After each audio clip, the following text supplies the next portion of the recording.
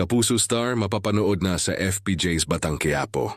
Isa na namang malaking pasabog ang hatid ng FPJ. Batang Quiapo dahil isang Kapuso Star ang inaasahang magpapakita sa teleseryeng pinangungunahan ni Coco Martin. Kilala ang serye sa pagbibigay daan sa mga artistang mula sa iba't ibang network. Kaya't hindi na nakapagtataka kung bakit muli itong nagbukas ng pinto para sa isang personalidad mula sa GMA. Ang hakbang na ito ay patunay na patuloy na lumalawak ang samahan sa Batang Quiapo, hindi lang sa kwento kundi pati na rin sa mga artista na bumubuo ng powerhouse cast.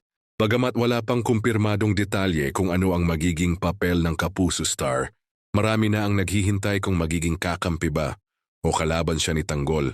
Siguro sa mga fans, tiyak na mas lalong titindi ang mga eksena at magdadagdag ng bagong kulay sa takbo ng istorya ang kanyang karakter.